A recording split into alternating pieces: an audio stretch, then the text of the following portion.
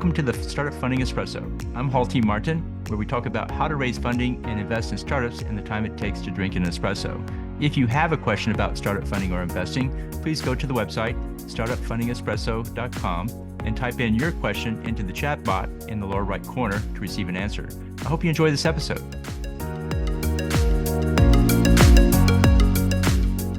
Hello, this is Hall T. Martin with the Startup Funding Espresso, your daily shot of startup funding and investing. The grant funding process goes through a well-defined life cycle. Here's the life cycle process. Planning the grants. The granting agency plans the grants to offer based on its mission, goals, and budget. Announcing the grant. The granting agency announces the availability of the grant to the public. Searching for grants. The grant seeker scans the list of opportunities to pursue to see which ones fit their deal. Completing an application. The grant seeker completes a grant application. Screening for compliance. The granting agency reviews the application for compliance. Review process. The granting agency reviews the grant application, awards grants to those who pass.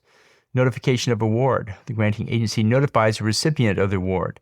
Ongoing oversight. The granting agency maintains oversight of the process. Reporting results. The grant seeker provides updates about the use of funds. Grant closeout. When the funds are deployed, the grant is closed out with a report on the results. It's helpful to know the grant funding process from start to finish. Thank you for joining us for the Startup Funding Espresso, where we help startups and investors connect for funding. Let's go start listening to today.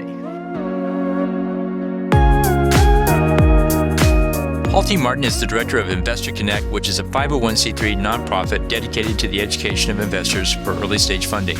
All opinions expressed by Hall and podcast guests are solely their own opinions and do not reflect the opinion of Investor Connect. This podcast is for informational purposes only and should not be relied upon as a basis for investment decisions.